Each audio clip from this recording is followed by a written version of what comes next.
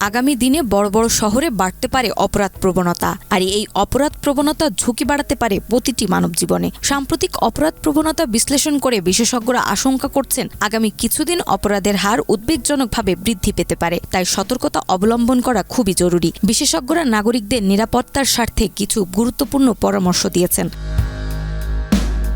রাতে খুব প্রয়োজন না হলে বের হওয়া এড়িয়ে চলুন। যদি কোনো কারণে বের হতে হয় তাহলে অতিরিক্ত নগদ টাকা ও মূল্যবান সামগ্রী সঙ্গে রাখবেন না। সেই সাথে রাস্তায় চলাফেরার সময় ফোন ব্যবহার ও অপরিচিত ব্যক্তিদের সঙ্গে কথা বলা এড়িয়ে চলুন। জনশূন্য বা অন্ধকার রাস্তা এড়িয়ে চলুন। যথাসম্ভব জনবহুল পথ ব্যবহার করুন এবং যে কোনো সন্দেহজনক পরিস্থিতিতে দ্রুত জনসমাগম স্থলে চলে যান।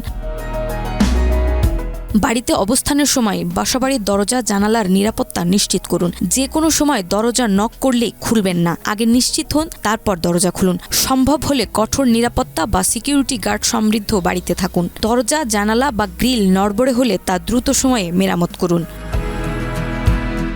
ছিনতাইয়ের সময় প্রতিরোধ না করে নিজের নিরাপত্তাকে অগ্রাধিকার দিন। নারীদের বাড়তি সতর্কতা অবলম্বন করার পরামর্শও দিয়েছেন বিশেষজ্ঞরা। যথাসম্ভব কর্মজীবী নারীরা রাত ৮টার মধ্যেই বাসায় পৌঁছে যাওয়ার চেষ্টা করুন। পথে চলাচলের সময় গহনা ব্যবহার করা থেকে বিরত থাকুন। বাস বা রিকশায় চলাচলের সময় নিজের ব্যবহৃত ব্যাগ ও মোবাইল ফোন সতর্ক রাখুন।